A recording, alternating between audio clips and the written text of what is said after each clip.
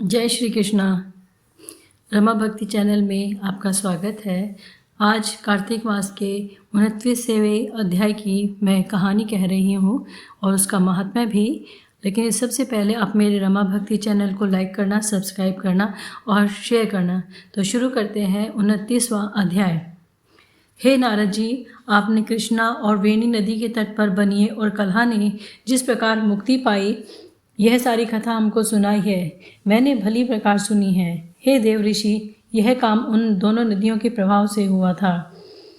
कृपा करके मुझे यह बताने की कृपा कीजिए, क्योंकि इसमें संदेह है। कृष्णा नदी साक्षात भगवान श्री कृष्णचंद्र जी महाराज का शरीर और वेणी नामक नदी भगवान शंकर का शरीर है। इन दोनों नदियों के संगम का महात्म्य श्री ब्रह्मा जी भी वर्णन करने में असमर्थ हैं। फिर भी चूंकि आपने पूछा है, अतः मैं आपको इनकी उत्पत्ति का वृतांत सुनाऊंगा। ध्यान से सुनोए। चाक्षास मनवंतर के आरंभ में श्री ब्रह्मा जी ने सहय पर्वत के शिखर पर यज्ञ करने का निश्चय किया। यह सब देवताओं, भगवान विष्णु और शंकर जी यज्ञ की सामग्री लेकर उस पर्वत के शिखर पर गए। तब महर्षि भृगु आदि ऋषियों ने ब्रह्म मुहूर्त में उन्हें दीक्षा देने का विचार किया। इसके बाद उन्होंने श्री ब्रह्मा जी की पत्नी स्वरा को बुलावा भेजा। वह बड़ी आहिस्ता से आ रही थी। इसी बीच में भृगु जी ने विष्णु जी से पूछा, हे प्रभु, आपने स्वरा को शीघ्रता से बुलाया था, वह क्यों नहीं आई? यदि वह ब्रह्म मुहूर्त टल गया? इस पर भगवान विष्णु ने कहा, यदि स्वरा यथा समय यहाँ पर न आई तो आप गायत्री को ही स्त्री मानकर दीक्षा विधान कर दीजिएगा। क्या गायत्री पुण्य कर्म में ब्रह्मा जी की स्त्री नहीं हो सकती? नारद जी बोले, भगवान शंकर ने भी विष्णु जी की बात का समर्थन किया। यह बात सुनकर भृगु जी ने गायत्री को श्री ब्रह्मा जी के दाईं ओर बिठाकर दीक्षा विधान आरंभ कर दिया। ऋषि मंडल गायत्री को दीक्षा दे ही रहा था कि इतने में स्वरा भी यज्ञ मंडप में आ पहुंची। श्री ब्रह्मा जी के पास में गायत्री को देखकर ईर्ष्या से क्रोधित हो स्वरा ने कहा, आज जहाँ अपूज्यों की पूजा होती है और पूज्यों की अप्रतिष्ठा होती है, वहाँ पर दुर्भिक्ष, मृत्यु तथा भय तीनों अवश्यमेव हुआ करते हैं। यह गायत्री जी ब्रह्मा जी की दाईं ओर और तथा मेरे स्थान पर बैठी है। यह अदृश्य बहने वाली नदी होगी। आप लोगों ने अविचार से इसे जो मेरे स्थान पर बिठाया है, अतः आप भी सबके सब जड़ रूप नदियाँ होंगे। नारद जी ने राजा पृथु से कहा, हे राजन, इस तरह स्वरा के श्राप को सुनकर गायत्री मारे क्रोध के लाल भभूका होकर अपने होठ काटने लगी।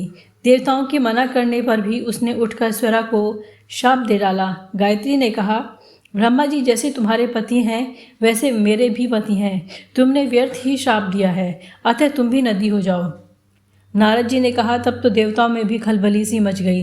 वह स्वरा को दंडवत करके कहने लगी, हे देवी, तूने जो ब्रह्मा आदि सब देवताओं को श्राप दिया है, यदि इससे हम सब जड़ रूप नदियाँ हो जाएंगे तो फिर निश्चय ही तीनों लोक न हो जाएंगे, क्योंकि यह शाप तुमने बिना विचार दिया है, अतः इसे वापस ले लो। स्वरा ने कहा, हे देवतागण, आपने यज्ञ के आरंभ में गणेश पूजन नहीं किया है, इसलिए यह विघ्न उपस्थित हुआ है।